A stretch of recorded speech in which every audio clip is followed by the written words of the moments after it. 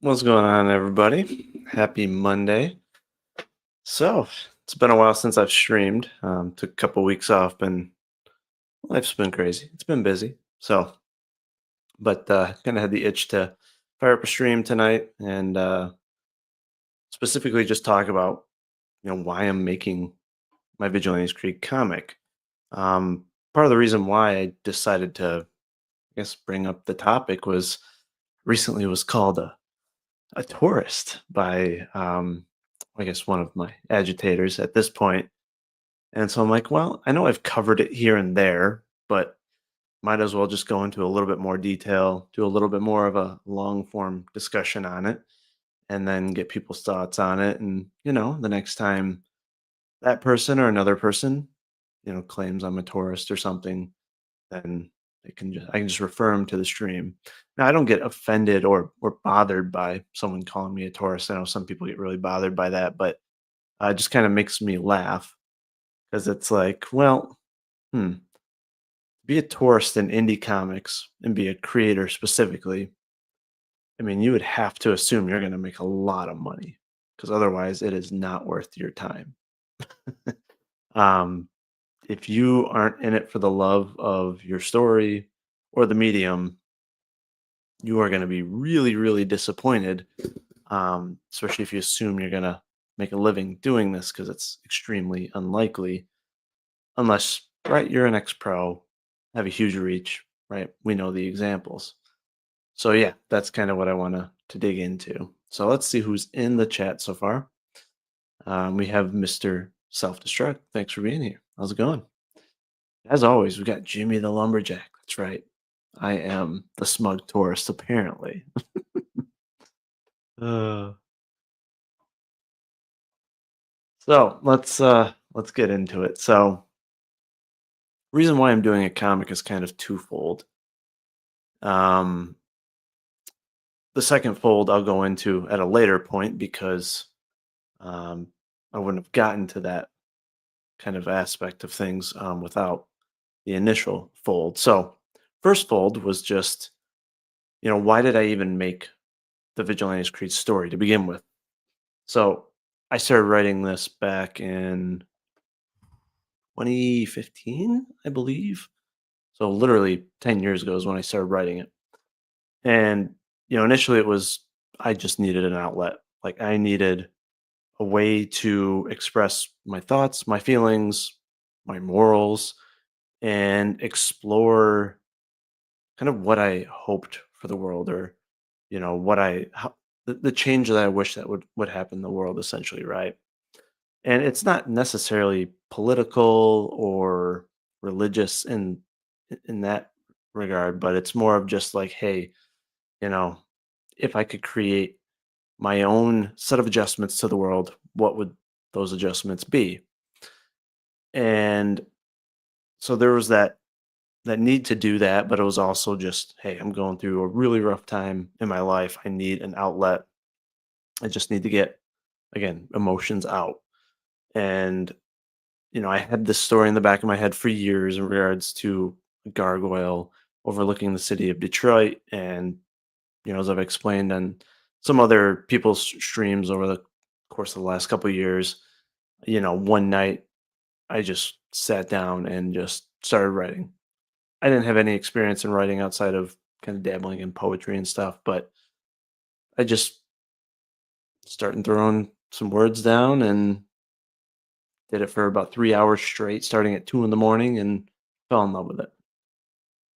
So it started with just this need to tell this story, need to get my thoughts, my feelings, my beliefs out just on paper, not necessarily in front of other people. I wasn't even thinking beyond just the immediate need to um, just get my shit out, essentially.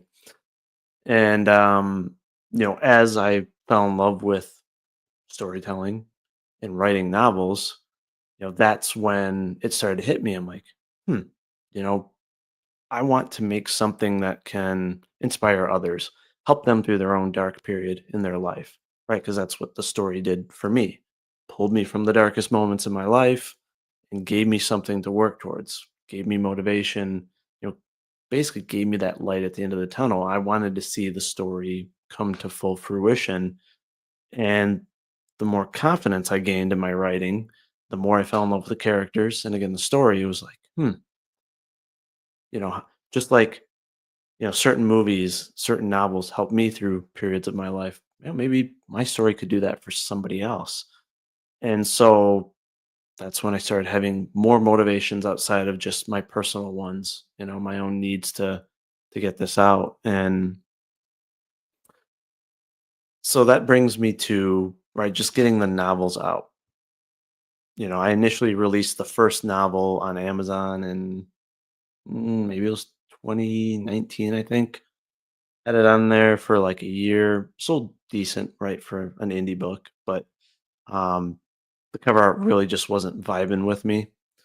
And throughout the course of those like 4 years when I was working on the book, plus maybe 5 6 years prior, I really got into comic books, comic book characters, and especially comic book movies.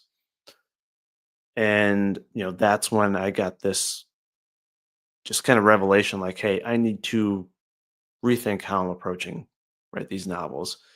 uh, I need to find cover art that not just matches the characters, matches the tone of the book, but that could just really draw attention, right? To where if I'm at a comic book convention, people are going to see that art, they're going to want to at least check out the books. that's what got me into this space.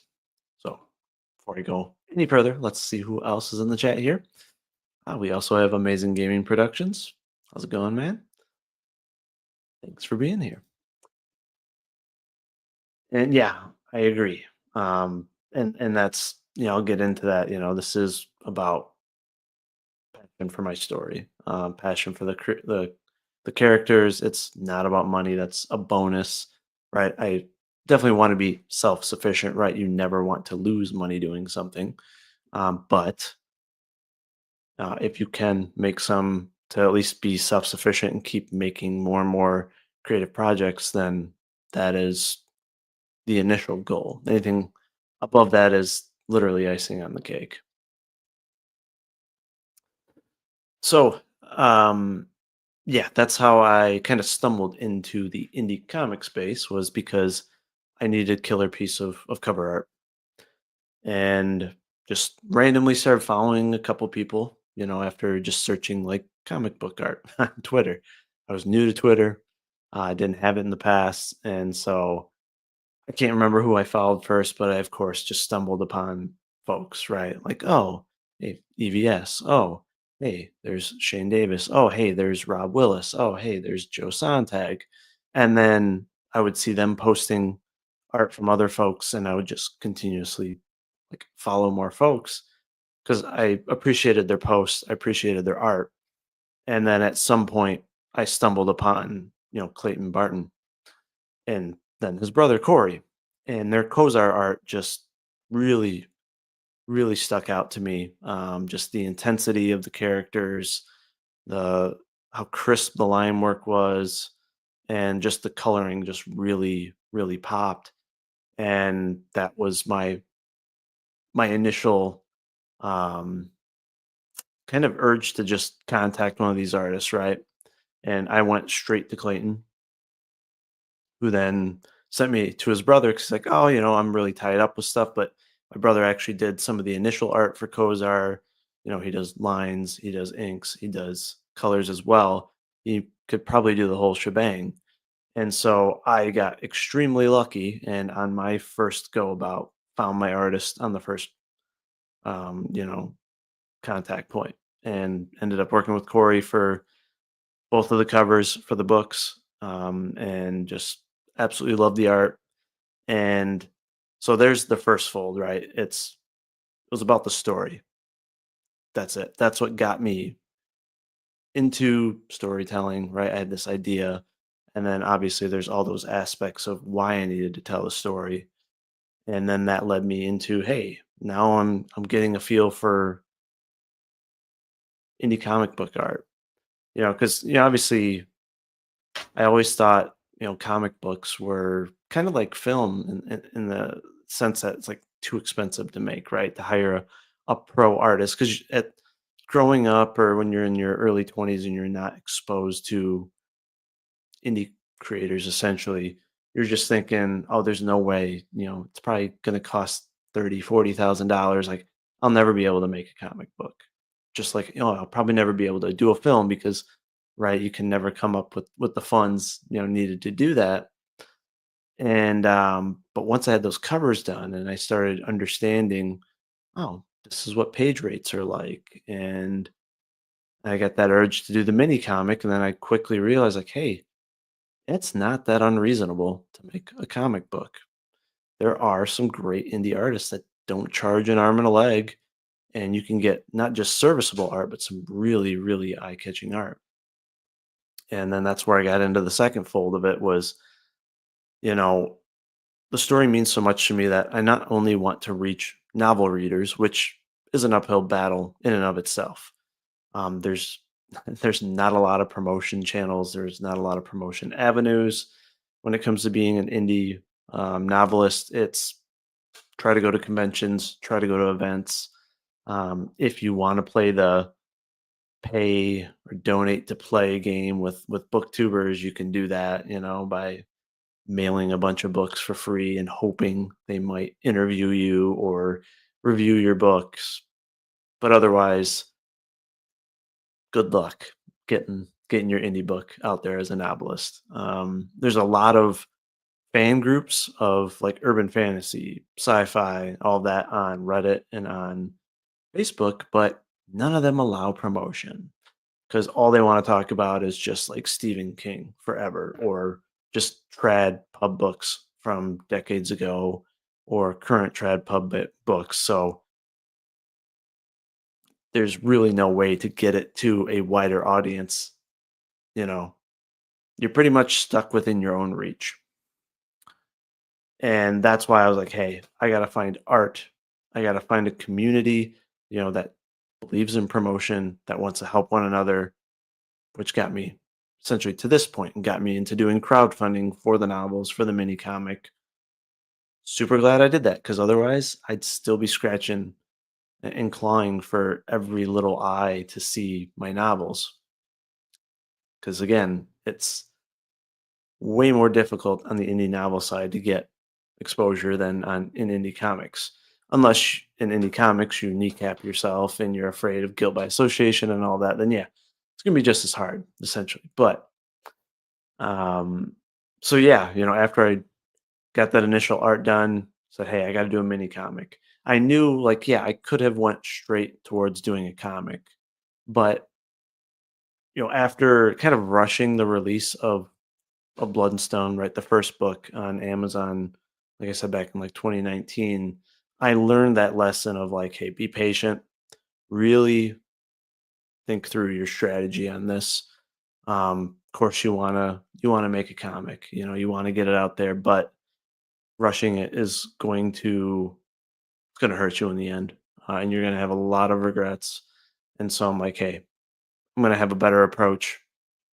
I'm going to just go with this crowdfunder for the novels, give folks a taste of the characters and the quality of art they can expect, and at least get folks interested, get a little bit of hype, try to get right some discussion around the characters, around the IP, and then right grow over a couple years and use that as a launch pad to release your comic because a lot of folks they go right into it, they make the comic, and then they haven't built a YouTube channel, they haven't built a Twitter, following, Facebook following, whatever, and then they put it up on a crowdfunder.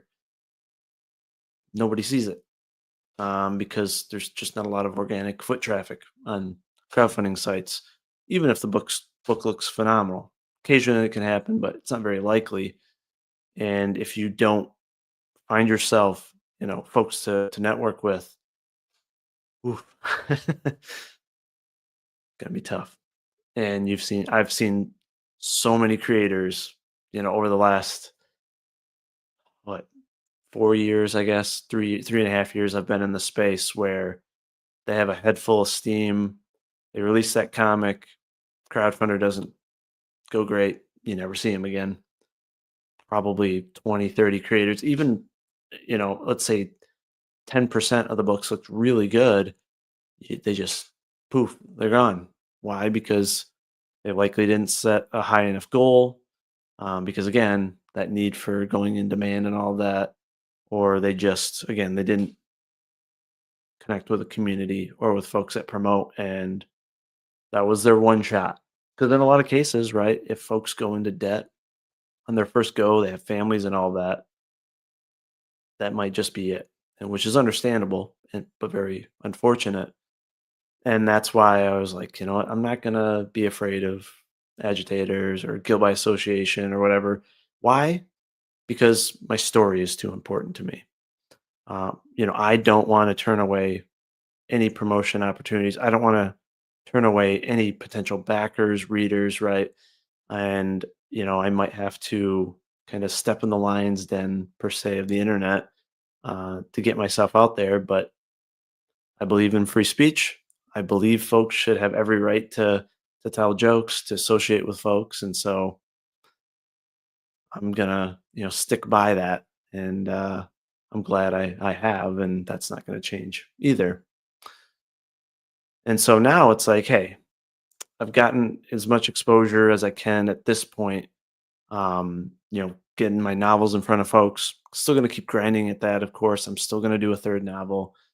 But I'm the type that I've got to like hyper focus on one project at a time. So right now it's the comic, but after I saw all the characters come to life with the mini comic, I'm like, okay, I need to do a comic for my story, right? If I want to make sure that it gets in front of as many people as possible, this is the this is the medium to do it, right? It's the visual medium to do it. It's the medium that is still somewhat affordable to get into, and you have, thank God, crowdfunding, and in my case, you have the network, you have CG, you have other folks that are willing to collaborate and promote. It's like, hey, it's viable.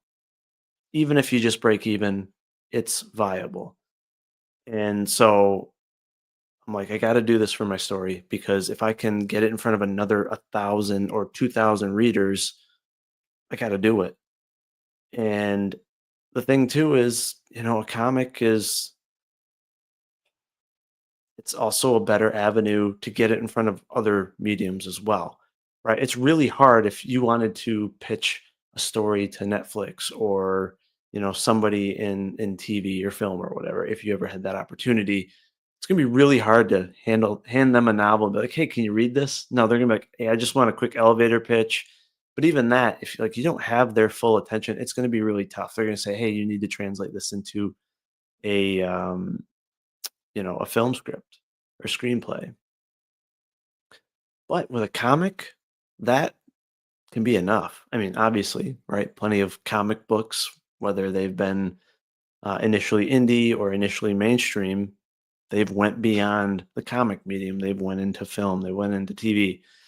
But that's because of that visual aspect. It's because they can sit down and read that book within 15 to 30 minutes, and that's enough to make an impression on them. Versus a novel, it's going to take hours and hours, if not days.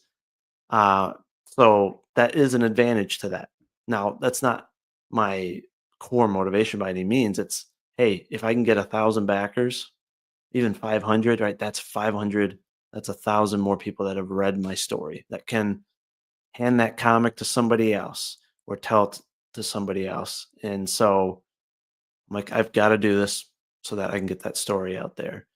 And maybe, just maybe, whether it's 10 or maybe it's even one person can be inspired by the story or it can help them through a difficult time, then mission accomplished. And I've already had that happen on the novel side of things. People reaching out, giving me feedback, and some have actually been impacted by it, which is just an awesome feeling. So it's like I want a bigger chance to do that. And comics is that opportunity. And with the network there and with all the great artists in the space, right, there's just such a great opportunity to make a comic. So let's see who else is in the chat here.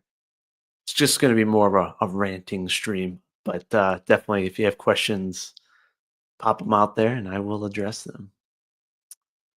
So self-destruct says the tourist comments also tend to revolve around that guilt by association aspect. Yeah, absolutely. And it's usually because it's like, oh, you're coming in this just to try to make a bunch of money, or oh yeah, what the person had told me was just to get some online clout. Like if I wanted online clout, wouldn't I be doing what the zeros are doing, right? The rage baiters. I'd be doing stupid videos, in my car after leaving a Star Wars film, complaining about it and getting all fake and all that. Like that's how you get a bunch of followers and play that game. I don't play the algorithm game. Clearly, um, I'm there's a reason why I'm called Human Valium on here is because I just go at my own pace. I do my own thing. Like I don't put on a show. I mean, I do purposely hold back, and I'm reserved for reasons. But it's like, if I was in this for the clout or the attention, I would obviously be conducting things in a much different manner. So, but that makes me laugh. It's like there's a lot of being a jackass online, doing stupid shit is how you're going to get clout, or doing the political game. But yeah, that's not my cup of tea. Jimmy the Lumberjack asks, Do you think the convention circuit is dead for promotion? The internet allows more eyeballs? Question mark. Your thoughts? Depends on the convention. Um, it's really hit or miss. And it even goes beyond just the convention itself. It can be where your booth is at the convention. I've had small conventions where I've sold a very good amount of books because I was in a good location, had a lot of people walking around that got to at least get exposed. And this was even when like I had the initial cover years ago. And then I had one like what a year and a half ago that I did in Michigan where they had moved Artist Alley like way back on the other end away from all the celebrities and it was just divided up weird. I had like the worst spot in the back corner to where it's like the last section that was ever going to get seen by anybody, after they've spent all their money. And I still did all right. I mean, I still made a profit, but had I been in a different location, I'm sure I probably would have done, 2, 3, maybe 5 times better. So it's hit or miss. And there's the risk too of, you do some of those larger conventions, they're pricey to get into. So if you don't have much of a catalog, or in a lot of cases, if you're just selling novels like I am at these conventions, it's an uphill battle. I have yet to lose money at any event. I've always came out on top, but it's a big time investment too. I mean, some of these are 2, 3 days long, that you gotta, spend away from your family or travel and all that. So I'm definitely gonna do more of them once I have the comic because I'll have again the novels, I'll have the comic, I'll have different versions of the comic. I'm gonna have new and just some crazy art to showcase. So I am excited for that. I do think that's a great way to get folks, on your sign up list and all of that.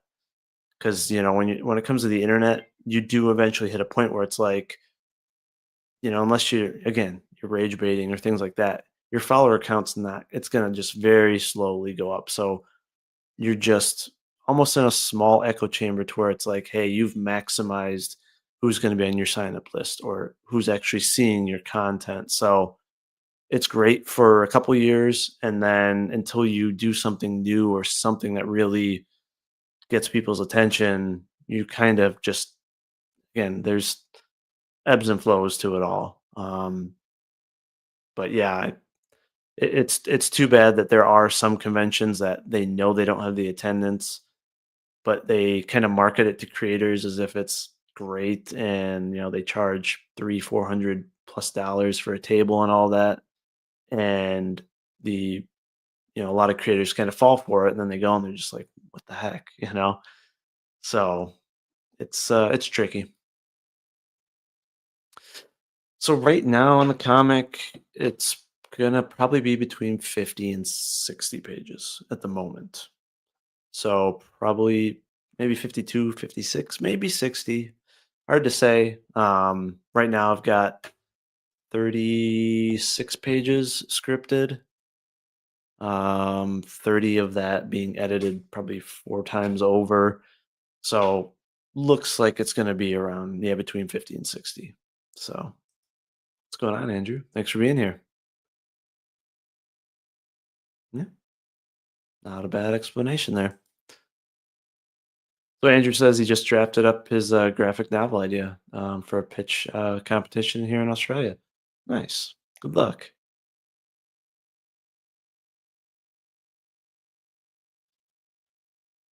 That's super unique. I've never seen, whether it's an animation or in comic form, some guy just falling onto a Kia to be precise. Uh, Jimmy says, when I did go to C2E2 in Chicago, they divided up Artist Alley away from the retail vendors and celebrity autographs. Booth location is key, right on that. Yeah, to me, the conventions where they have like celebrities all the way on one end and then artist alley and then vendors is it should be the setup for all conventions because most people will start, well, let's be honest, comic conventions are kind of split to where maybe you have 30% that are like hardcore comic book fans, right? That might go to like the vendor section first, or artist alley, and then you have maybe 20% that's just like manga, miscellaneous, and then 50% that are probably there because of comic book movies, TV shows, right? Anime, things of that nature. And so they're a lot of times going to go to the celebrities first, right? Try to say hi or just see them. And then they'll make their way through Artist Alley and then end up at the vendors. And let's be honest, the celebrities and the artist alleys are gonna be the more expensive items, especially artist alley, which, right, makes sense. You're talking a lot of indies or, getting signed stuff from pros and stuff. So it's really a shame when they push like artist alley way away from the celebrities, in my opinion. And again, that happened at Motor City Comic Con. That's the recent one I was mentioning earlier, where, like, you could just tell Artist Alley was pretty vacant most of the time. Everybody was over by the celebrities, and then they'd funnel through the vendors, and by the time they got to Artist Alley, some of them just stopped walking around because they were tired because it was a big venue, or you could just tell they're carrying a bunch of stuff. It's like, yep, they've already spent a good chunk of their change here, and it's like, come on, try to at least get Artist Alley a little bit more exposure, because they're the ones that are paying. You're going to get the most kind of money out of for getting tables and all that, right? And they're the most thirsty for business and all that. So yeah, no, knock on wood, they have not showed up since that one debate that Mindy steamrolled her way in, to be polite. So I'm okay with that. Larry's also been quiet as well, so yeah, it's been pretty agitator free recently, surprisingly. Ah, yeah, yeah, a lot of those as well. Yeah, the cosplay crowd. Yeah, yeah, yeah. And I mean, I'll be honest. When I went, 10 plus years ago, just as a normal attendee. I mean, it was kind of a mix for me of, hey, I want to go find some unique comic books, but also there were some celebrities at the time I wanted to meet. But there was also because of comic book movies. So for me, it was always kind of a mixture of reasons to go. So, um, so yeah, I mean, that's essentially where I'm at now, where it's like, why am I making a comic? Why? I want to get my story out in front of more people because I love my story that much and I want to maximize it, right? I want to get it into as many mediums as possible, get it in front of as many people as possible. But I just love comics. I love the art aspect of it. And that love for the art just grew again as I was exposed to more artists and as I worked with more artists. Um, I mean, Corey did such a great job with all the characters, and then you know, Joe came into the equation and did this cover for me, which again, once I saw his death, it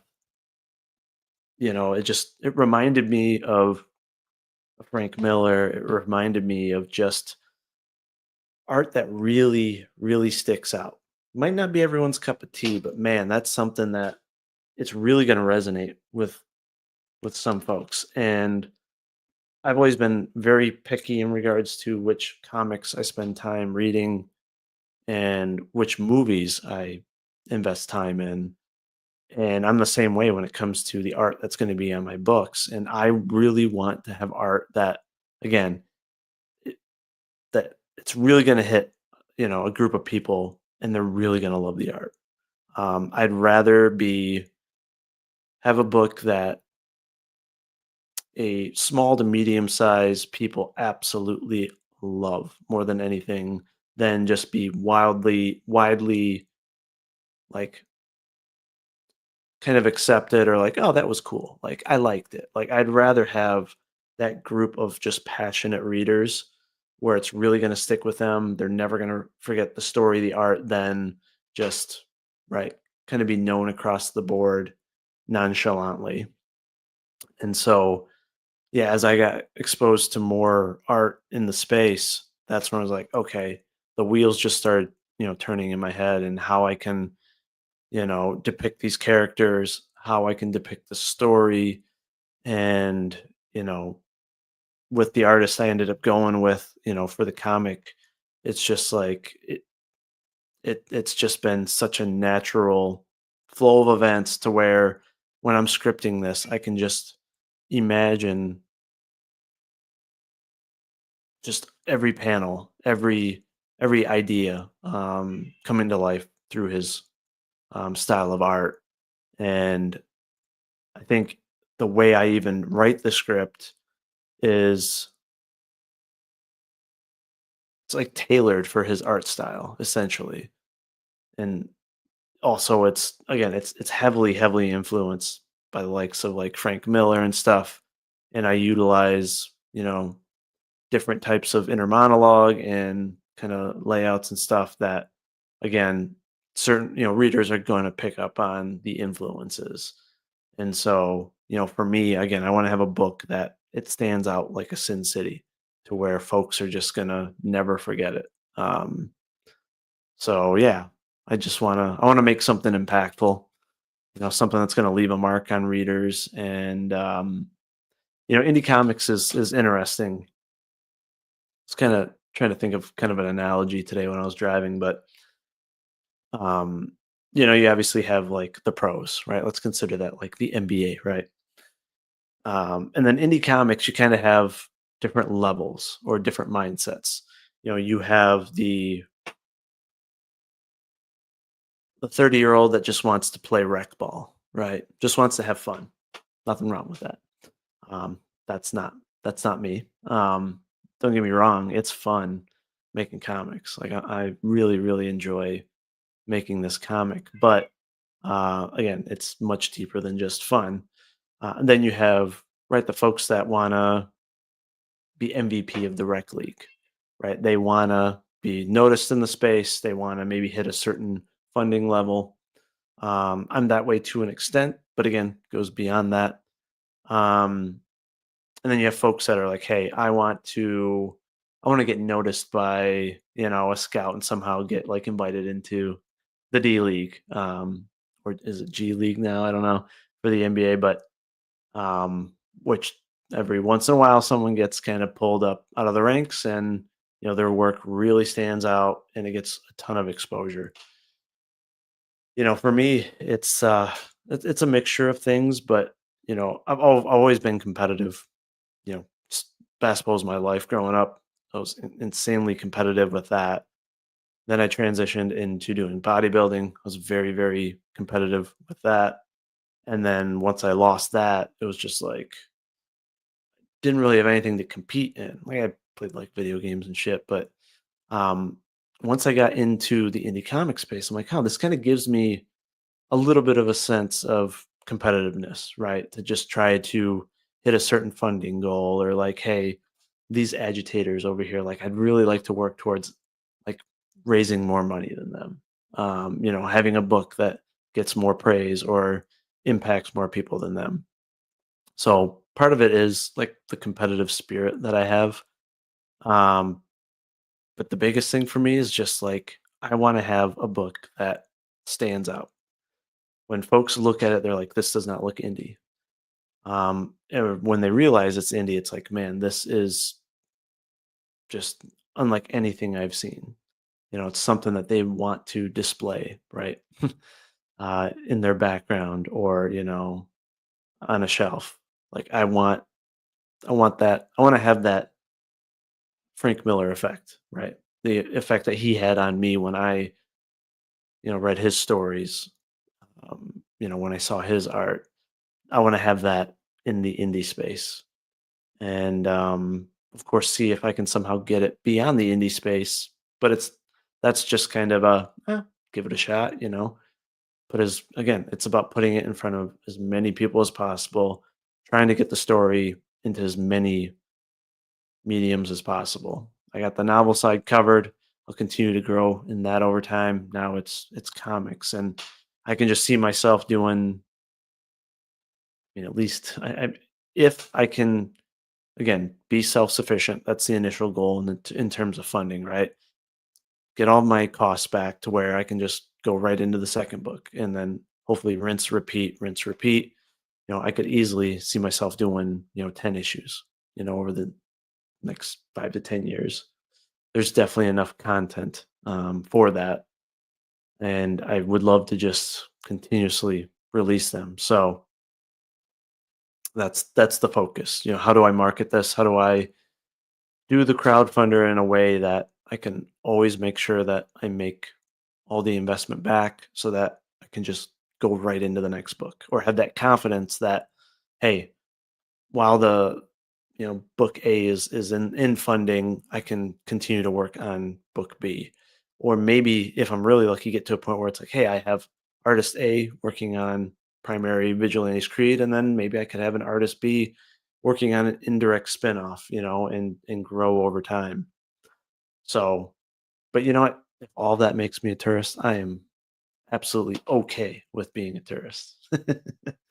um, but yeah, I'm not here for clout, not here for attention. I want my stories to get attention more so than me. I would rather the title of my series or book be remembered, or more remembered than my name.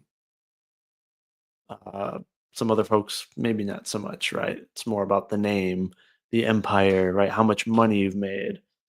I just want to get the most funding possible to be able to make the best books possible, get as many books out there as possible.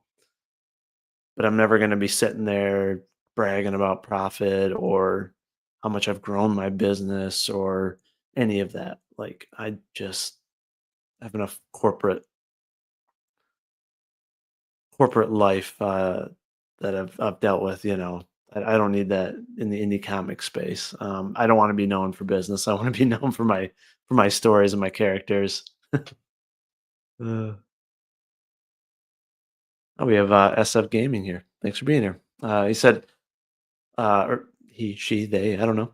Uh, says that Vigilante's Creed was excellent. Is the comic going to be an adaptation of the novels or more stories within the world?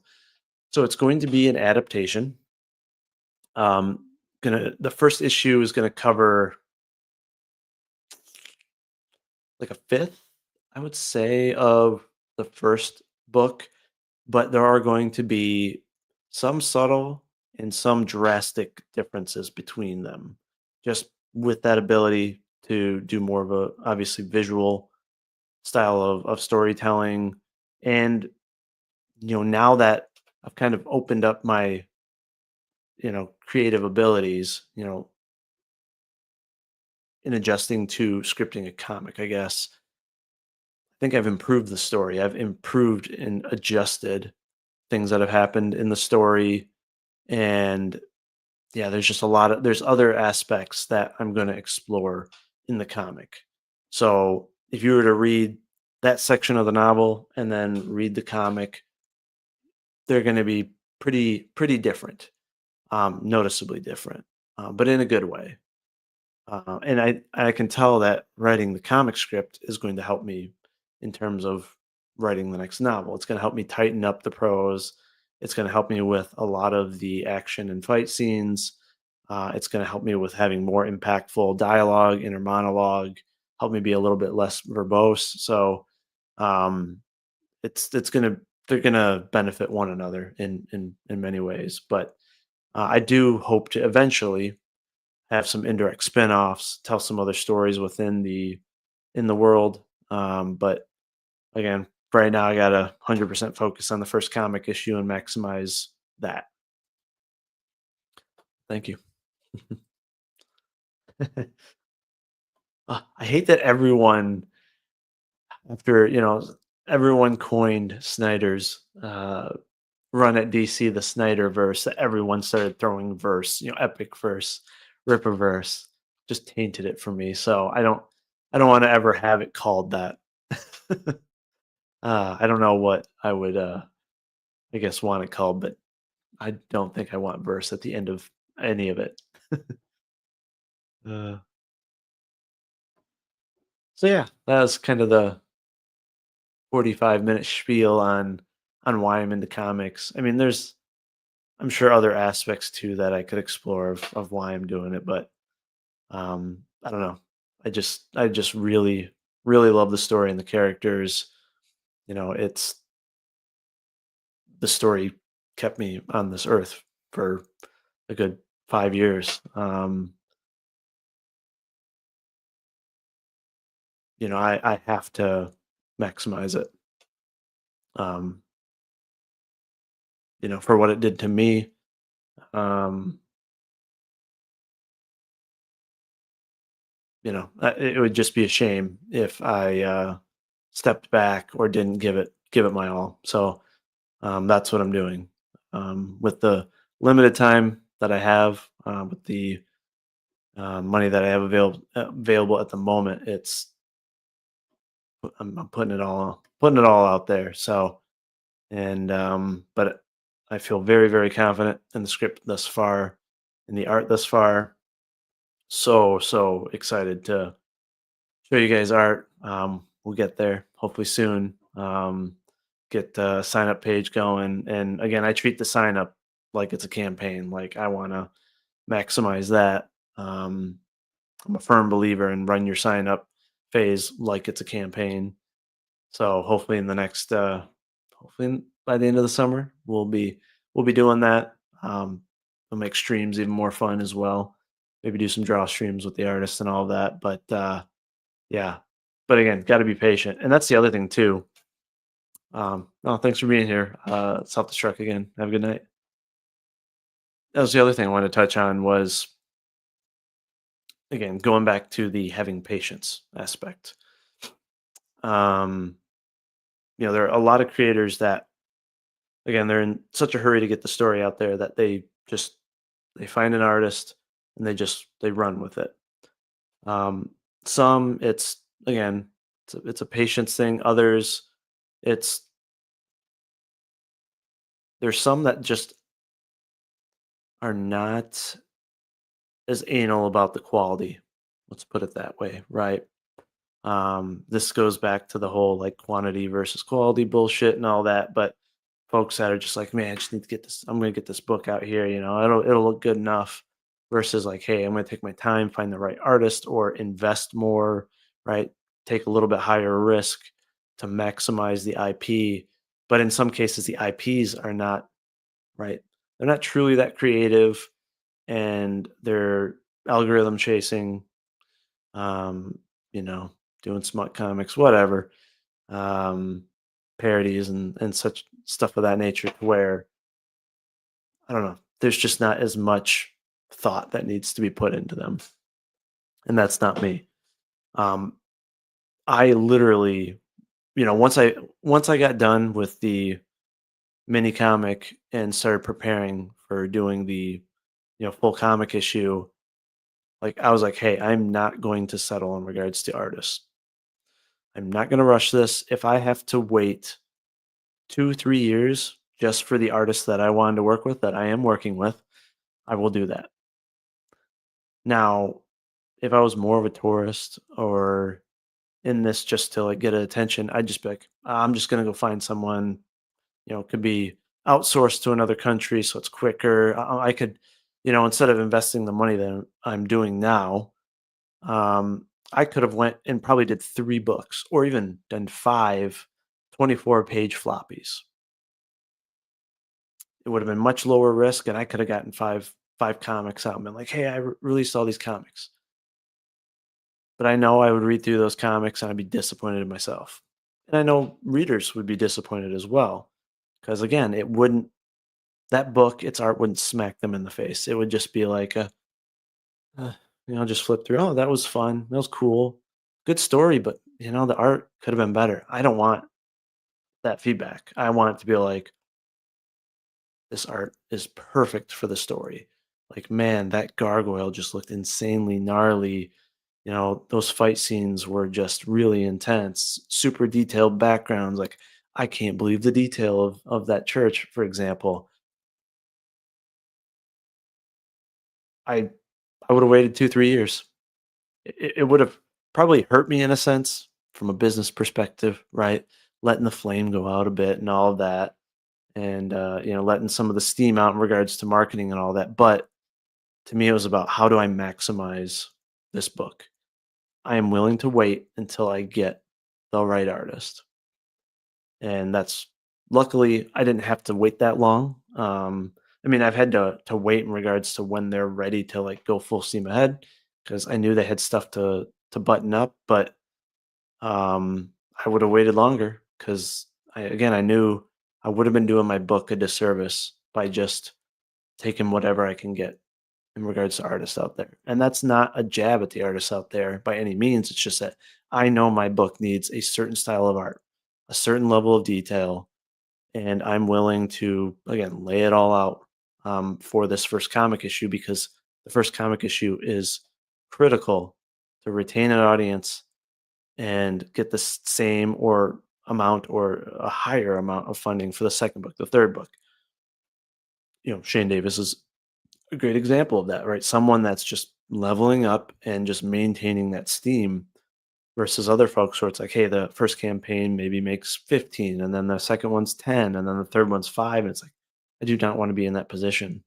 And a lot of those, cases, it's like every book has a different artist, has a different inker. And it's just like, I want that consistency. I want the same artist issue after issue, even if that means, a good time period in between release periods or, like I want it to be consistent. Um, I can't stand when movies in a universe or whatever just jump from director to director, or you have a series of movies and it's a different director or writer every time. Like you can tell when the vibe is different, when the tone is different, the pacing. Nope, nope. I want consistency.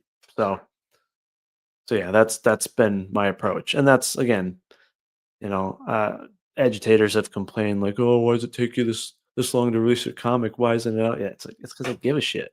I want to make the best book possible. That's why I'm taking my time in the creation phase. That's why I'm not in a hurry. Yeah, of course, it'd be nice to have the book out there, right? Have the funding and have the feedback and all that, but it wouldn't be at the level that I need it to be at, or the level that I want you guys to see. So yeah, that's kind of my where I'm at in regards to creating a comic and why I'm doing it. So back to the novels real quick. Sure most of you know, but the novels are available on Amazon now. So let me share my screen. So if you are new to the channel, new to my Twitter, um, and you weren't able to get the crowdfunded versions of the novels or the mini comic isn't available anymore, but um, you can pick them up on Amazon now. So I can get this to work. Ah, there we go. So yes, you can get all of the books. There is the book one, book two in soft cover, as well as ebook.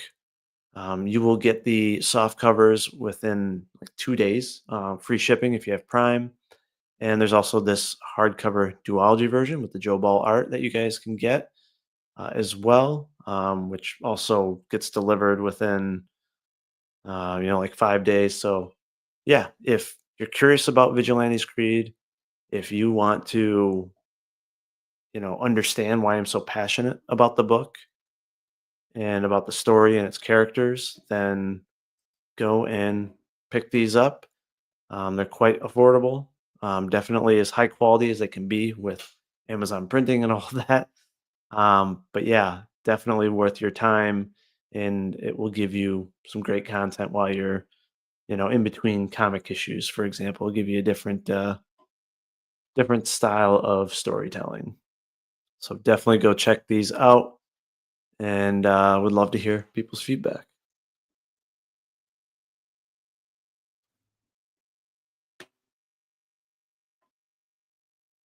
All right. Well, I think I'll keep it. So let's see. How are sales going? They're going pretty well on Amazon, actually. Surprisingly, right? Given the fact that all of my Twitter following, YouTube following, right, we're exposed to the crowdfunder, and I definitely maximize that for novels. I'm quite satisfied with how the initial release is going here on Amazon. But again, I mean, you're doing novels as well. There's just not a lot of promotion avenues, right? So I'm essentially pitching it to the same audience over and over, hoping to get a couple that trickle in here and there, but there are not there are not many avenues for promoting indie novels, especially when Reddit, Facebook groups, and all that they don't even allow you to show groups your books. They'll ban you and all that. It's just yeah. So, but that's the beauty of the indie comic space.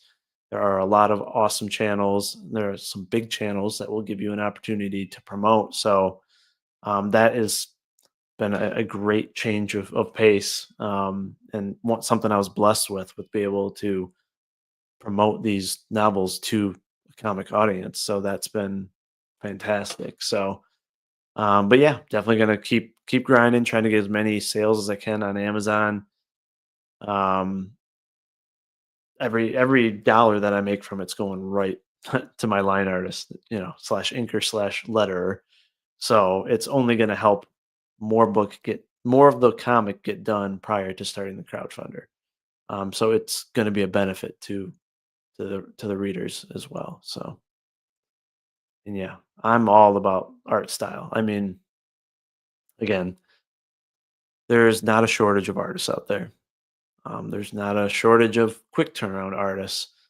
But to me, the style of writing has to line up with the art style.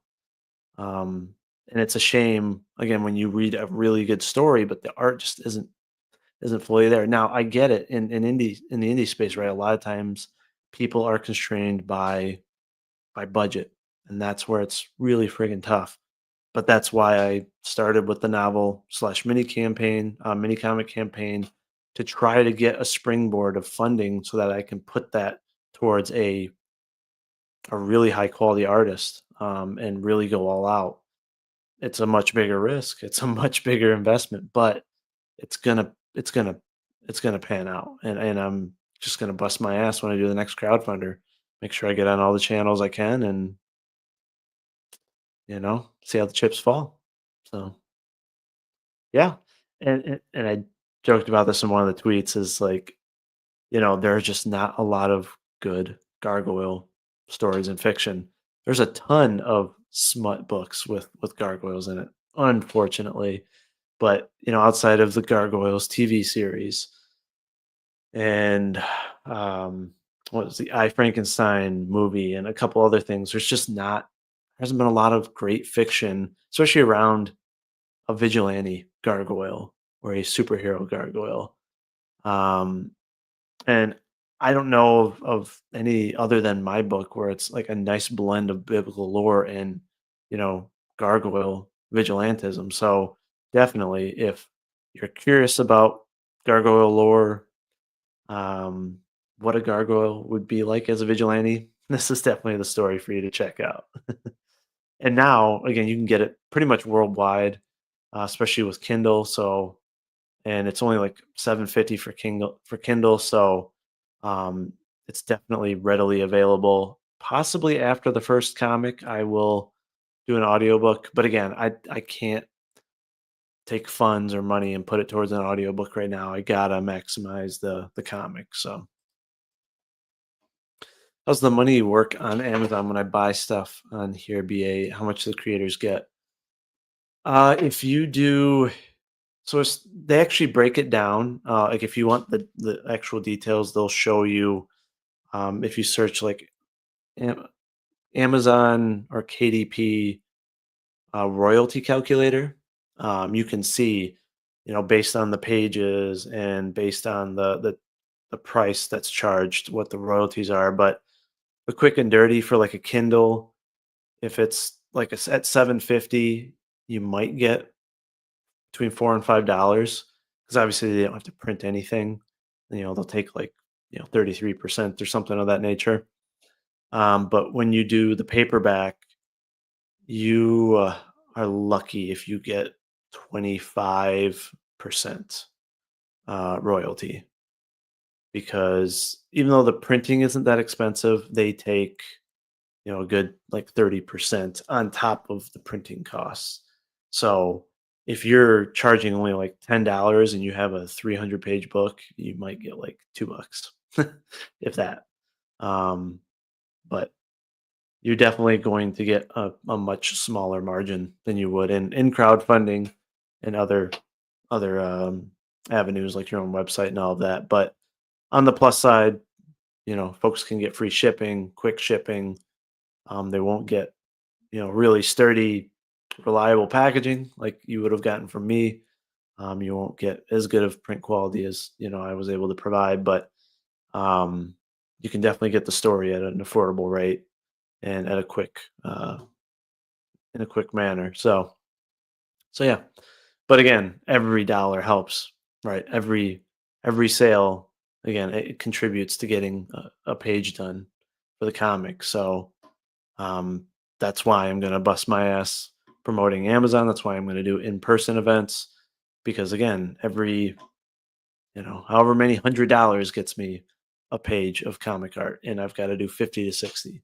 So it's a big undertaking, and folks that have made comics understand that. So I am not doing a small venture. I'm going I'm going all in on this one. So and hopefully it'll you guys will see that in the final product. Amazing Gaming Production says, let's hope when I introduce the Champion Power and Tales from Trinity City in the next couple of years, it'll help bring some tension. Yeah, for sure. Yeah, and again, that's what it's about, helping each other out and getting your books out in front of other folks. So, or you could always go the route of LARPing as a female romance novelist. Take some random lady's picture and sell on Amazon, and then later get exposed and look like a jackass. If you know, you know.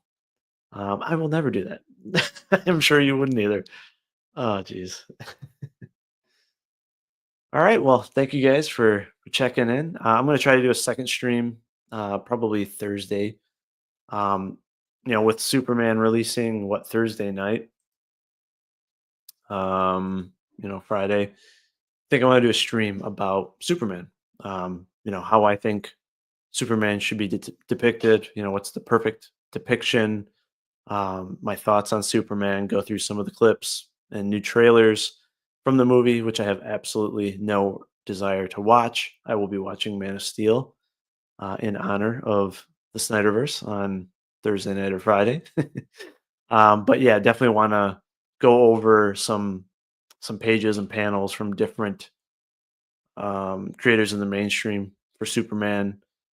Talk about which adaptations I think would be good for different age groups, what I think would be the best for Superman in the film industry, and then also go over the controversial, uh, scenes from Batman vs Superman and Man of Steel, which would be the Pa Kent death scene as well as the Martha scene. So figured have fun little chat around that.